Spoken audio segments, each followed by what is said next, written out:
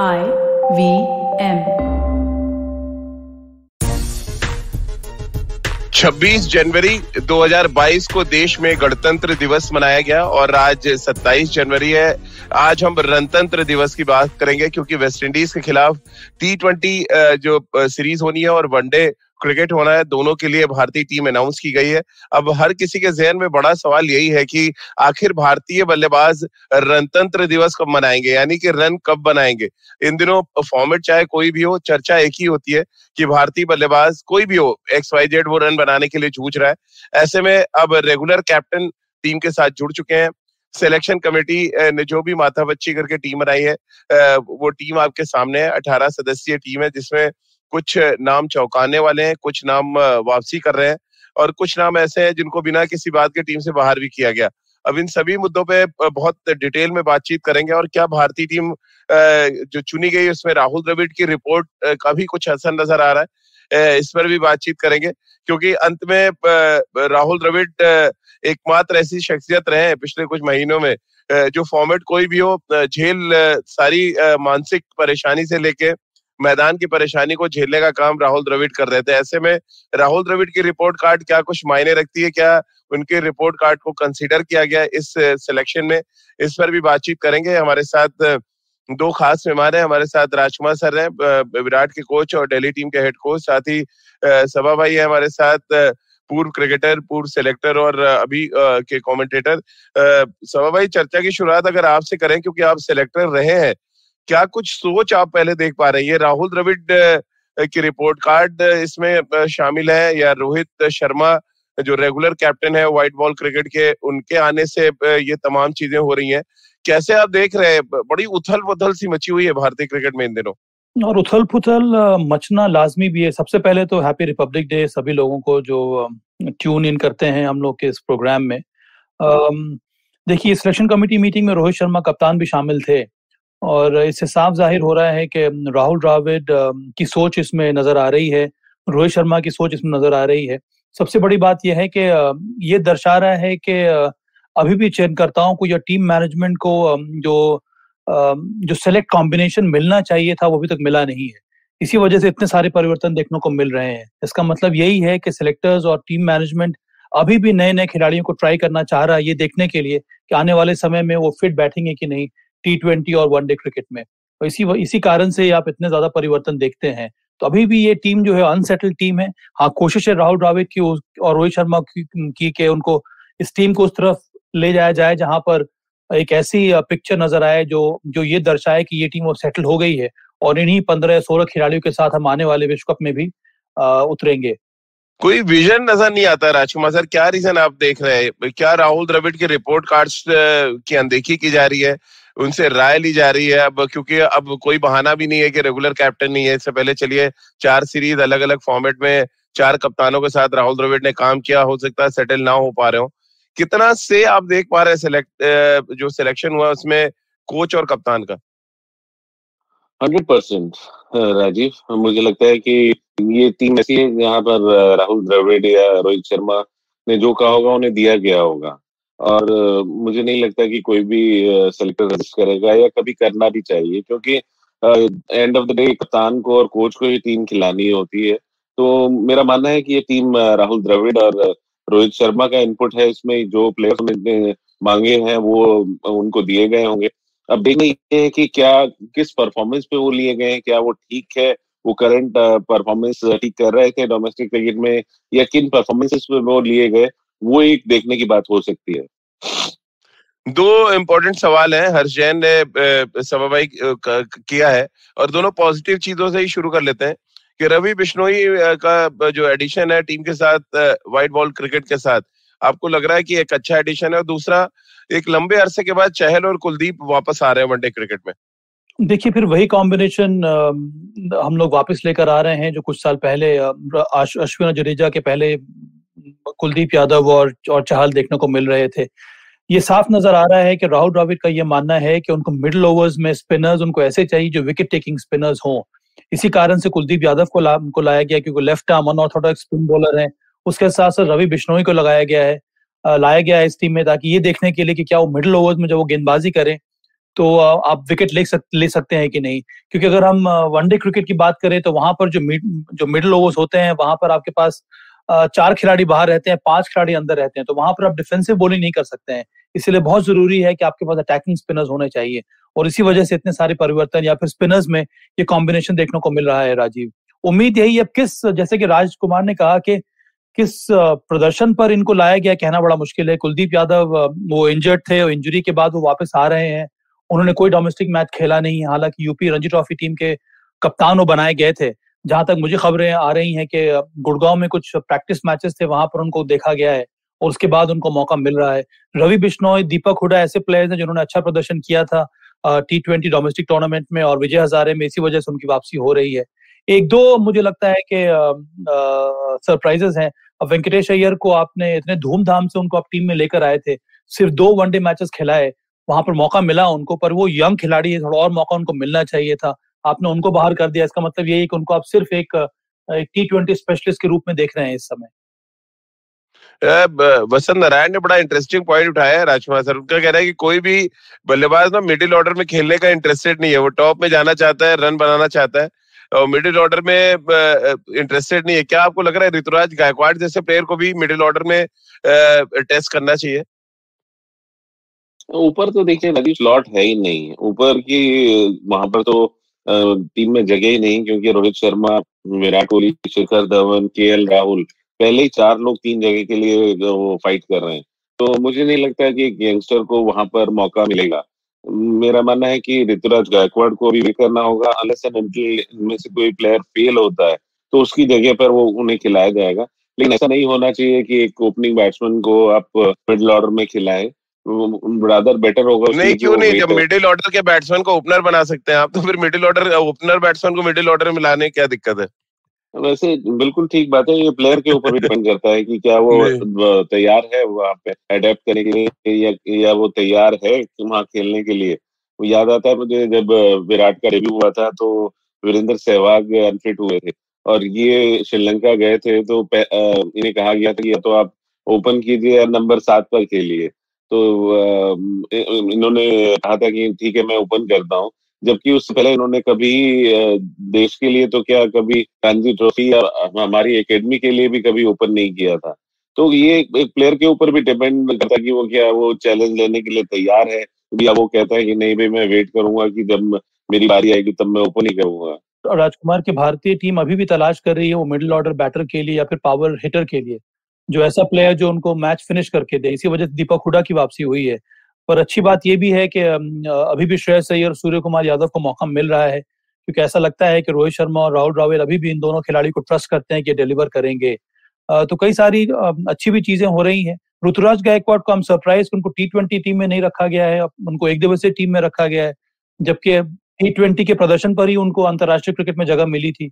तो एक दो जो चेंजेस हैं वो बहुत ही अद्भुत नजर आ रहे हैं मुझे।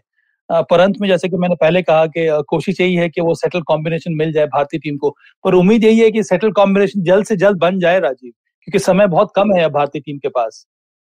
क्योंकि KD राजपूत है, उनका सवाल सभा भाई आपके लिए है, क्या किसी भी फॉर्मेट में हमारा मिडिल ऑर्डर फिक्स है? ये बड़ा इंपॉर्टेंट सवाल उठाया उन्होंने। देखिए, ऐसा तो लग रहा था कि टेस्ट क्रिकेट में हमारा मिडिल ऑर्डर फिक्स था, पर अब वो टेस्ट क्रिकेट में भी देखने को नहीं मिल रहा है, तो वहां पर भी आपको चेंजेस लाने होंगे। थोड़ा समय लगेगा टेस्ट क्रिकेट में, खास करके वो ट्रांजिशन फेज में थोड़ा वक्त लगता है नए प्लेयर्स को सेटल होने में, और फिर टेस्ट क्रिकेट आपको अलाउ करता है थोड़ा और आपको प्लेयर्स को और समय देने के लिए। ये जो व्हाइट बॉल क्रिकेट है उसमें ज्यादा समय है नहीं आपके पास, तो बहुत जल्दी मुझे लगता है कि चयनकर्ता भी पेशेंस खो देते हैं, और आपको थोड़ा बहुत प्लेयर्स को और मौका देना होगा। देखिए, अंत में खिलाड़ियों को बनने में थोड़ा समय लगता है और हम बहुत जल्दी जजमेंटल हो जाते हैं प्लेयर को लेकर। अरे 1-2 इनिंग खराब की इसने, इसको बाहर कर दीजिए, जैसे वेंकटेश अय्यर के सामने हमने किया। ऋतुराज गायकवाड़ को हमने खिलाया नहीं, उनको आपने T20 टीम से बाहर कर दिया है। कई सारे प्लेयर्स जिनको और मौका मिलना चाहिए, क्योंकि अंत में आपके पास अब जितने भी हम बेंच स्ट्रेंथ की बात कर लें, पर अंतर्राष्ट्रीय क्रिकेट खेलने के लिए इस समय भारत में व्हाइट बॉल क्रिकेट मुझे लगता है कि 20 या 22 ही प्लेयर्स हैं। उन्हीं को आपको ट्रस्ट करना पड़ेगा और उसी में से आपको ये कॉम्बिनेशन ढूंढना होगा। 4 साल पहले, राजीव 1 मिनट में इसमें ऐड करना चाहूंगा, 4 साल पहले तो वर्ल्ड कप हुआ था, तो हम नंबर 4 ढूंढ रहे थे वहां पर कि राइडू खेलेंगे या कौन खेलेगा? 4 साल में आज तक हमें नंबर 4 का प्लेयर नहीं मिला। ये क्या मतलब क्या स्ट्रेटेजी हो रही है या क्या थिंकिंग है या मतलब क्या सोच है? ऐसा क्या हो गया कि हम नंबर 4 का प्लेयर पिछले 4 साल में नहीं ढूंढ पाए हैं? तो ये बहुत बड़ा जी। क्वेश्चन है कि ऐसा क्यों हो रहा है। सवाल रोहित शर्मा को लेके है सबा भाई। ये है कि क्या जो टीम चुनी गई उसमें बहुत क्रिटिकल रोल उन्होंने निभाया है, जिस तरह से चहल और कुलदीप की वापसी हुई है?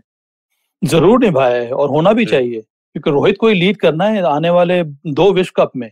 अगर उनको कंट्रीब्यूशन नहीं होगा तो फिर क्या फायदा है उनको कप्तान बनने का? क्योंकि कप्तानी अंदर लीड करता है और उनको पता होना चाहिए कि टीम की क्या क्या कमियां हैं और उस कमी को किस तरह से भरा जाए। और इसी वजह से यहाँ पर विकेट टेकिंग अटैकिंग बॉलर्स की जरूरत पड़ी है। और मुझे ये भी लगता है कि इस समय कोशिश यही होगी कि हमें फिट प्लेयर्स चाहिए जो लंबे समय तक खेल पाए।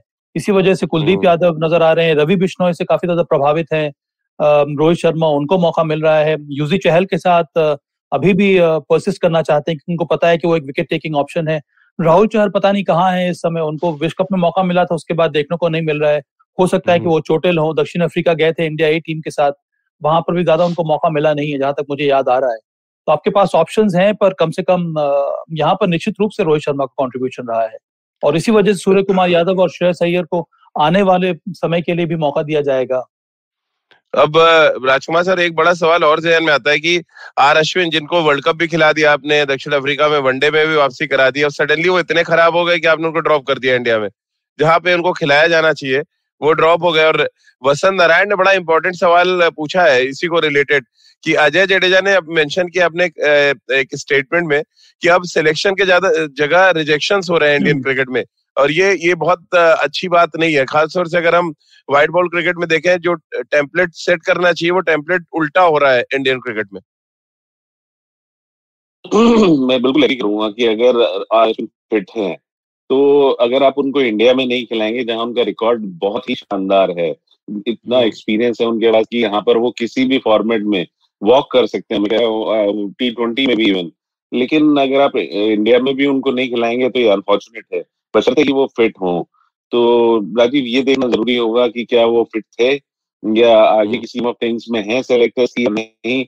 तो ऐसा भी हो सकता है कि वर्ल्ड कप के मद्देनजर नए प्लेयर्स को सेलेक्टर्स ट्राई करना चाह रहे हो, इसी वजह से उनको रेस्ट दिया गया हो। लेकिन मेंशन होता है सबा भाई, मेंशन होता है जब भी अगर आप इंजर्ड है कोई खिलाड़ी, जैसे जसप्रीत बुमराह के लिए मेंशन है, शमी के लिए मेंशन है कि रेस्ट दिया गया, अश्विन का कहीं नाम नहीं है मेल में। इसका मतलब उसको ड्रॉप किया गया। राजीव, मैं ये कहना चाह रहा हूँ इसी बात पे कि अब व्हाइट बॉल क्रिकेट में एक बात साफ हो रही है कि स्पेशली ऑफ स्पिनर्स के बारे में बात कर रहा हूँ, अगर ऑफ स्पिनर कुछ और अब टेबल पर लेकर नहीं आ रहा है तो फिर उसको 11 में जगह पाना या फिर स्क्वाड में जगह पाना बड़ा मुश्किल होता जा रहा है। अगर हम अंतर्राष्ट्रीय क्रिकेट में देखेंगे तो कोई भी जेन्युइन स्पिनर इस समय टीम में नहीं है, या तो वो एक ऑलराउंडर है या फिर शानदार फील्डर है, उसी को मौका मिल रहा है। तो यहाँ पर चूंकि वॉशिंगटन सुंदर फिट हो गए हैं तो उनको तरजीह दी गई है आर अश्विन की जगह पे, क्योंकि वॉशिंगटन सुंदर बल्लेबाजी भी करते हैं, उसके साथ साथ अच्छे फील्डर भी हैं अगर हम उनकी तुलना करें आर अश्विन के साथ। तो पर अगर हम सिर्फ स्पेशलिस्ट स्किल की बात करें तो आर अश्विन काफी ज्यादा आगे हैं अभी भी वॉशिंगटन सुंदर के।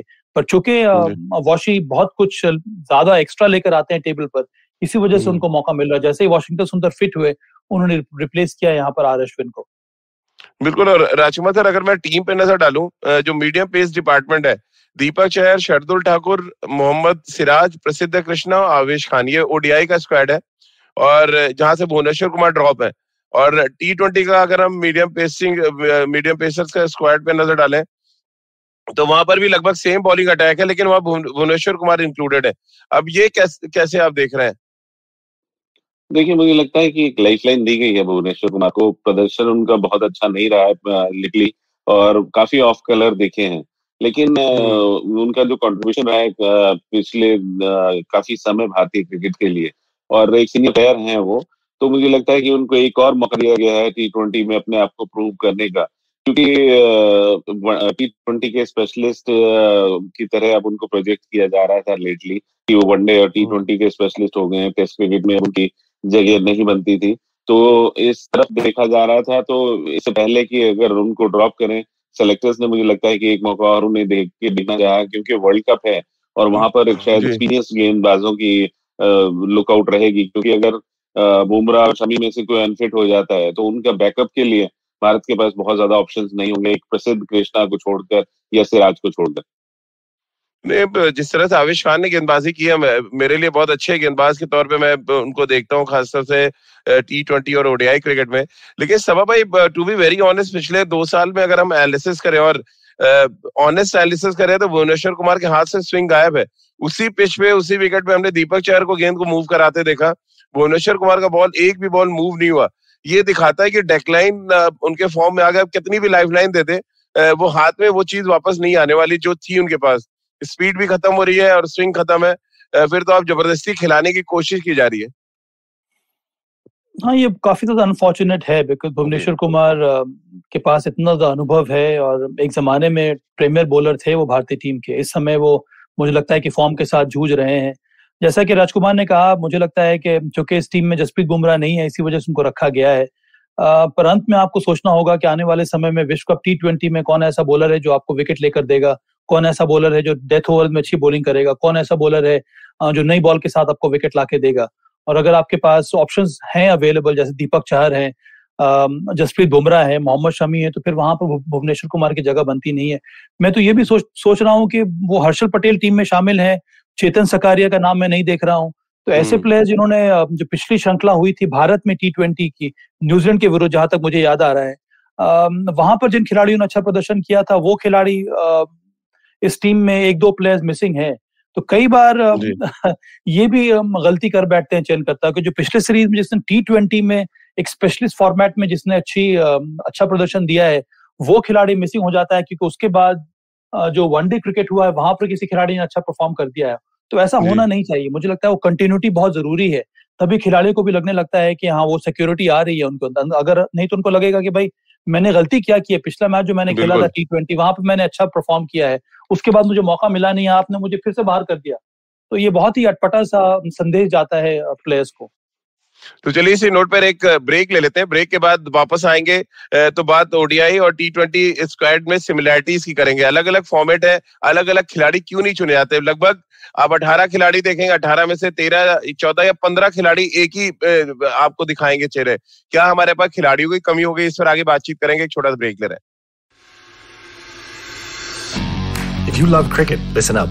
The Edges and Sledges Cricket Podcast is here for you. Hosted by DJ, Varun and me, Ashwin, we bring a fun, fresh fan's point of view to talking all things cricket. Sometimes it's just the three of us, sometimes we have guests, including current and former international cricketers. For new episodes every week, check out the Edges and Sledges Cricket Podcast on the IVM app, website, or wherever you get your podcasts. Break के बाद एक बार फिर आपका स्वागत है। सबा भाई और राजकुमार sir के साथ आप देख रहे हैं और सुन रहे हैं खेल नीति। राजकुमार सर, पहले एक सवाल ले लेते हैं। रूपल सोनी का सवाल है कि राहुल चहर और वरुण चक्रवर्ती जो वर्ल्ड कप में आपके मेन स्पिनर्स थे वो कहाँ चले गए अचानक, कैसे गायब हो गए वो सीन से?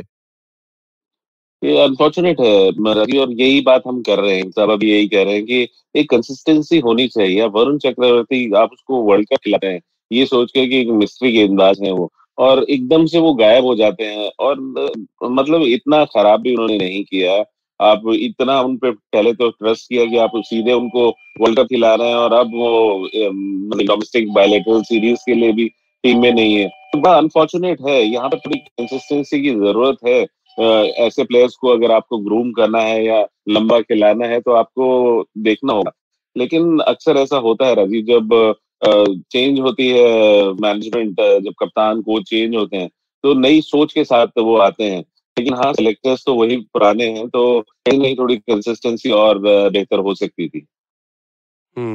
सबा भाई, अब मैं जरा टीम पे आपको सुना देता हूँ। आपको भी बड़ा आश्चर्य होगा कि दोनों टीम में कितनी सिमिलरिटीज है। तो फिर इसको मतलब एक ही व्हाइट बॉल टीम का नाम दे देना चाहिए, क्यों वनडे टीम अलग चुनते हैं और T20 अलग। अब जरा सुनिएगा आप। रोहित शर्मा वनडे में भी है, T20 में भी है। के राहुल वनडे में भी है, T20 में भी है। फिर ऋतुराज गायकवाड़ आ जाते हैं यहाँ पे। ऋतुराज गायकवाड़ ओडीआई में है, लेकिन T20 में ईशान किशन आ जाते हैं। शिखर धवन है ओडीआई में, इसमें विराट कोहली आ गए। चलिए ये तो समझ आएगा, विराट उसमें ओडीआई में भी है। सूर्य कुमार यादव दोनों ही टीमों में है। श्रेयस अय्यर दोनों ही टीमों में है। दीपक हुड्डा ओडीआई में है, लेकिन इसमें T20 स्क्वाड में वेंकटेश अय्यर को रखा गया। ऋषभ पंत दोनों टीम में है। फिर दीपक चहर दोनों टीम में, शार्दुल ठाकुर दोनों टीम में, रवि बिश्नोई दोनों टीम में है, यजुवेंद्र चहल दोनों टीम में है, वॉशिंगटन सुंदर आपके दोनों टीम में है, मोहम्मद सिराज दोनों टीम में है, आवेश खान दोनों टीम में है, यहाँ पर हर्षल पटेल नहीं है ओडीआई टीम में, तो ये फर्क है। अब अगर बाकी की ओडीआई टीमों को हम देखें, वो एक्सपेरिमेंट्स करते हैं अपने जो ताबड़तोड़ खिलाड़ी हैं जिनके स्ट्राइक रेट 150 के ऊपर है, जो डोमेस्टिक क्रिकेट में लगातार अच्छा कर रहे हैं, वो एक सेपरेट पूल होना चाहिए जहां से आप कम से कम चांस तो दें। अब अगर आप रोहित शर्मा के राहुल को दोनों फॉर्मेट पे खिला रहे तो आप खिलाएंगे कैसे? आप ईशान किशन को या ऋतुराज गायकवाड़ को कैसे चेक करेंगे? ये बड़ा सवाल मेरा इसीलिए कंसर्न है कि व्हाइट बॉल टीम नाम देना चाहिए जहां से आप फिर पिक एंड चूज कर सकें। देखिए राजीव, मैं आपकी बात से सहमत हूँ, पर मुझे ये भी लगता है कि आपको प्लेयर्स उस तरह के ढूंढने होंगे, तभी आप एक अलग पूल बना सकते हैं T20 स्पेशलिस्ट के लिए। अब इसमें देखिए, मुझे ऐसा नजर आ रहा है कि एक दो ट्रेंड्स देखने को मिल रहा है। अब ईशान किशन और वेंकटेश अय्यर, ये दोनों अभी ऐसा लग रहा है कि रोहित शर्मा को लगता है कि ये T20 स्पेशलिस्ट प्लेयर्स हैं, इसी वजह से इन दोनों को एक्सक्लूसिव भी रखा गया है। अब हर्षल पटेल एक और ऐसा खिलाड़ी है जिनको सिर्फ T20 के लिए रखा गया है। रवि बिश्नोई, मुझे लगता है कि इस समय उनको सिर्फ T20 के लिए रखना चाहिए। वो अलग बात है कि अनुभव के लिए उनको एक दिवसीय टीम में भी रखा गया है।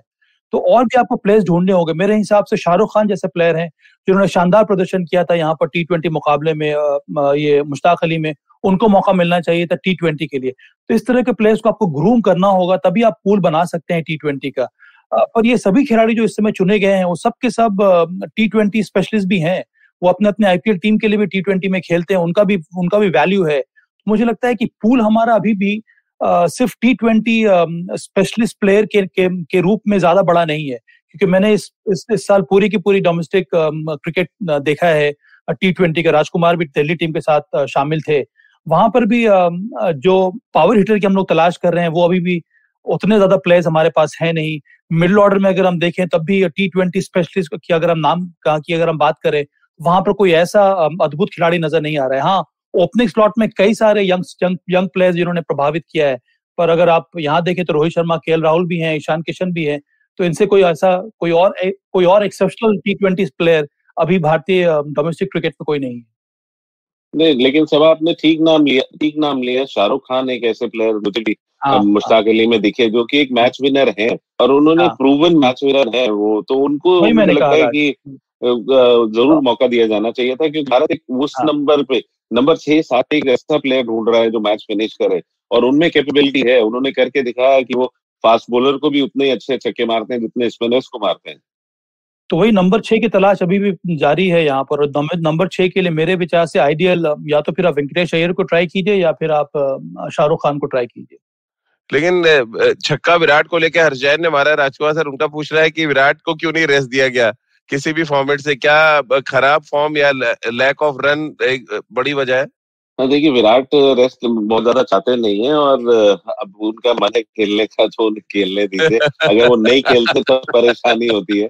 अब वो खेलने के मन में है तो उन्हें खेलने दीजिए, वापस उन्हें आने दीजिए। अब एंजॉय करना चाहते हैं वो गेम को, तो लेट हिम एंजॉय, और आप भी उनकी बल्लेबाजी एंजॉय कीजिए।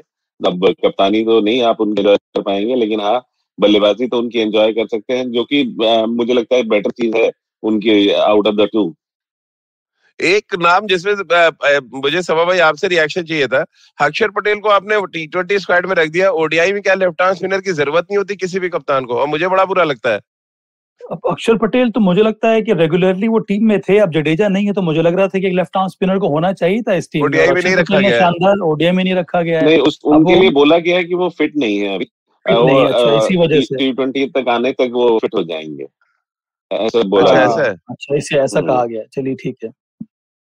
चलिए, जो अक्षर पटेल पे ज्यादा डिस्कशन नहीं हो सकता, लेकिन जो नए हमारे फास्ट बॉलर्स है ये बड़ा इंटरेस्टिंग होगा इस बार सभा भाई देखना, क्योंकि मोहम्मद सिराज, प्रसिद्ध कृष्णा, आवेश खान, ये आपके 3 मेन बॉलर्स हैं जो आपकी ओडीआई टीम में और T20 में है, जो मोहम्मद सिराज है, आवेश खान और हर्षल पटेल। यानी कुछ नया दिखेगा कम से कम पेस बॉलिंग डिपार्टमेंट में।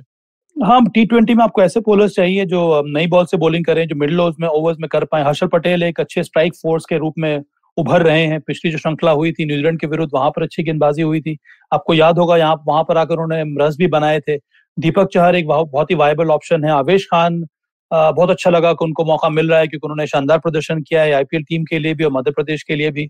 तो इस प्रकार के युवा प्लेयर्स हैं। मोहम्मद सिराज अभी भी जब भी वो फिट हो जाते हैं तो वो भी टीम में आएंगे। तो मुझे लगता है कि आपके पास T20 बॉलर्स के जो पूल है वो नजर आ रहा है इस समय, स्ट्रॉन्ग पूल है। चेतन सकारिया मुझे लगता है कि उनको भी मौका मिलना चाहिए, क्योंकि आपके पास एक लेफ्ट आर्म सीम बॉलर होना चाहिए वो वेरिएशंस लाने के लिए, और चेतन सकारिया ने अभी तक अच्छी गेंदबाजी की है T20 में। तो तब आपके पास दो ऐसे बॉलर होंगे T20 में जिनके पास अच्छा वेरिएशन है, हर्षल पटेल और चेतन सकारिया। और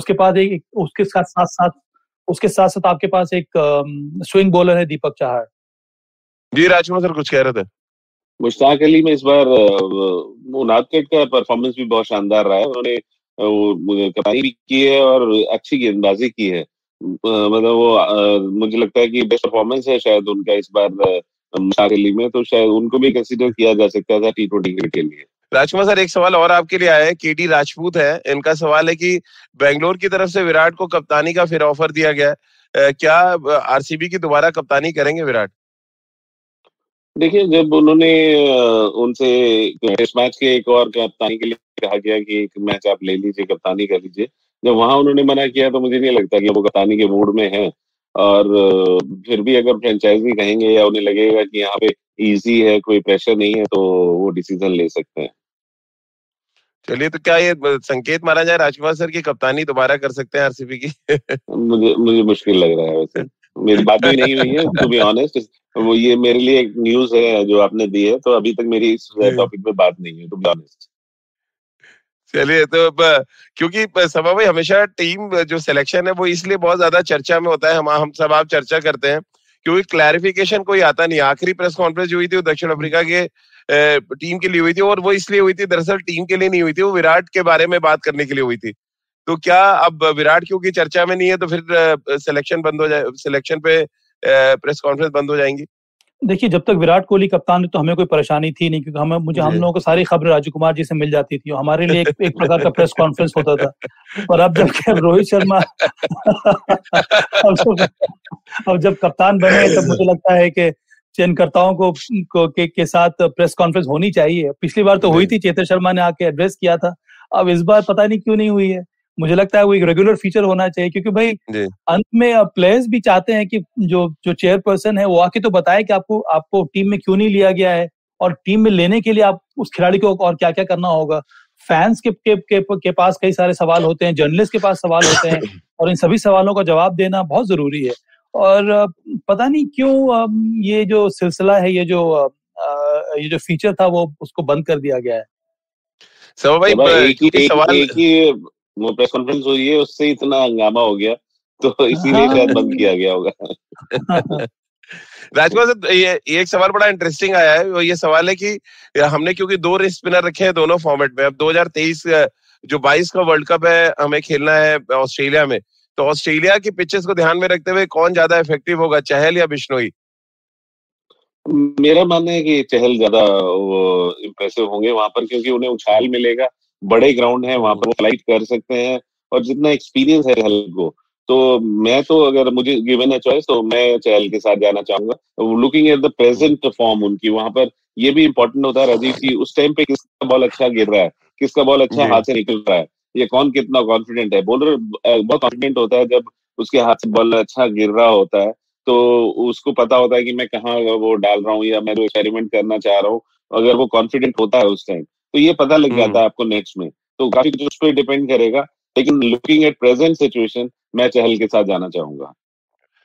अश्विनी झा का एक सवाल है सभा भाई आपके लिए कि 2023 में क्योंकि भारत में होना है वर्ल्ड कप, 5 स्पिनर्स को क्या स्क्वाड में रखने की बात सोच सकते हैं, और अगर है ऐसा तो फिर आप अश्विन को कैसे इसके ऑफ थिंग से बाहर निकाल सकते हैं, क्योंकि वर्ल्ड कप इंडिया में होना और इंडिया में अश्विन कितने इफेक्टिव होते हैं ये हर कोई जानता है। और उसी में ऐड ऑन कर लीजिए कि रवि बिश्नोई या चहल आपकी पहली चॉइस कौन हो सकती है, या आप इस सीरीज के बाद अपना एक व्यू देंगे?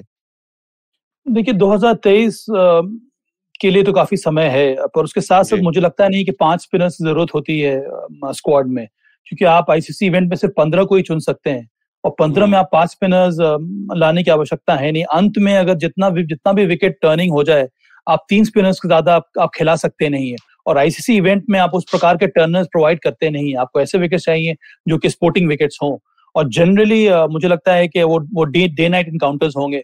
तो वहां पर मेरे ख्याल में 2 स्पिनर्स से ज्यादा आप 11 में खिला सकते नहीं है। तो वो तो एक अलग मुद्दा हो गया जिसको आगे उसकी जरूरत पड़ेगी नहीं। पर 2023 विश्व कप के लिए मुझे लगता है कि रिस्ट स्पिनर्स की जरूरत पड़ेगी आपको। अब अंत में आपको यही ट्राई करना होगा, ये जो 2 स्पिनर्स आपने चुने हैं उसके साथ साथ कुलदीप यादव को भी लिया है कि ये तीनों किस तरह से परफॉर्म करते हैं, पर एक ना एक रेगुलर स्पिनर चाहिए। और मुझे वापस लगता है कि ऐसे स्पिनर को आपको रखना होगा टीम में जो कुछ हद तक बल्लेबाजी भी कर पाए और उसके साथ साथ अच्छा फील्डर भी हो।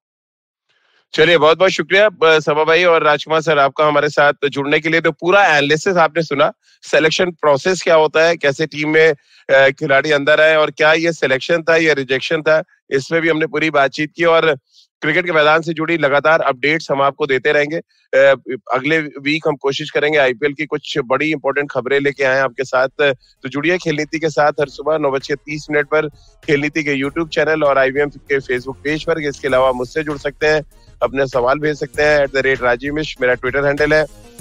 इसके अलावा खेल नीति का हर एपिसोड आप सुन सकते हैं आईवीएम ऐप पर, ivmpodcast.com पर, गाना, स्पॉटिफाई, सावन, गूगल पॉडकास्ट या अन्य आईवीएम पॉडकास्टिंग नेटवर्क पर। आप सभी का बहुत बहुत शुक्रिया हमारे साथ जुड़ने के लिए।